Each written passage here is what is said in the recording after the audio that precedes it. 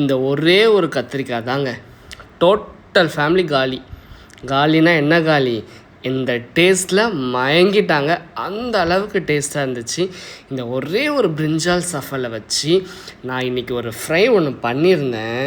அட உண்மையாக சொல்கிறேன், சரியான டேஸ்ட். போங்க, ஒரு தட்டு சாப்பாடு போட்டு ஒரு நிமிஷத்தில் காலி ஆகிடுச்சுன்னா பார்த்துக்கோங்க. அம்பட்டு ருசி. ட்ரை பண்ணி பாருங்கள். திரும்ப செய்ய சொல்லி உங்களை கேட்பாங்க. இந்த மாதிரி ஒரு பெரிய பிரிஞ்சால் சஃபலை எடுத்து ரவுண்டாக கட் பண்ணி போர்க்கு வச்சு இந்த மாதிரி நல்லா குத்தி எடுத்துக்கலாம். அப்போ தான் மசாலா உள்ளே போகும்.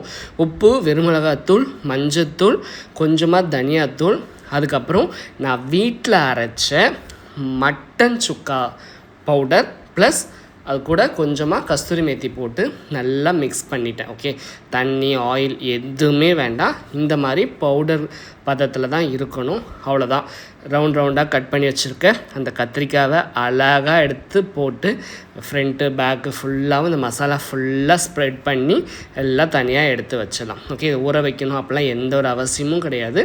டைரெக்டாக எடுத்து வச்சிடலாம். எனக்கு ஒரு மீன் ஃப்ரை பண்ணுற ஒரு ஃபீல் இருந்துச்சு. சீரியஸ்லி அப்படி தான் இருந்துச்சு. அவ்வளோதான். நான் கட் பண்ணி வச்சுருந்தேன். எல்லா ஸ்லைஸ்லேயும் மசாலா தடவி வச்சிட்டேன். அதுக்கப்புறம் தோசைக்கல்லில் சுடாமல் நான் இன்றைக்கி ஊத்தாப்பக்கல்ல எடுத்து கொஞ்சமாக எண்ணெய் ஊற்றி ஃபுல்லாக ஸ்ப்ரெட் ஆனதுக்கப்புறம் மீடியம் ஃப்ளேமில் இந்த ஒன்றுனா எடுத்து போட்டு முன்ன பின்ன பரட்டி போட்டு அவ்வளோதான் எடுத்து பிளேட்டில் மாற்றிக்கிட்டேன். நீங்கள் தோசைக்கல்லில் கூட ஃப்ரை பண்ணிக்கலாம், ஒன்றும் தப்பு இல்லை. நான் சும்மா இது கொஞ்சம் க்ரில் மாதிரி கூட வரும்ல, அதுக்காக பண்ணேன். ஆயில் கம்மியாக ஊற்றிக்கலாம். ஏன்னா இது எவ்வளோ ஊற்றினாலும் ஆயில் அப்சர்வ் பண்ணிகிட்டே தான் இருக்கும். ஸோ தேவைக்கு ஏற்ற மாதிரி ஊற்றிக்கிட்டு எல்லாத்தையும் இந்த மாதிரி ஃப்ரை பண்ணி எடுத்துக்கிட்டேன். அவ்வளோதான். பார்க்குறதுக்கு என்னமோ வஞ்சர மீனை வறுத்து வச்சுருக்கிற மாதிரி ஒரு ஃபீல். சுட சாப்பாட்டில் நான் எந்த கிரேவியும் வைக்கல. இந்த ஒரே ஒரு கத்திரிக்காய் தான் 2 ஸ்லைஸ் எடுத்து வச்சு ஒரு தட்டு சாதம் காலி பண்ணிட்டேன்.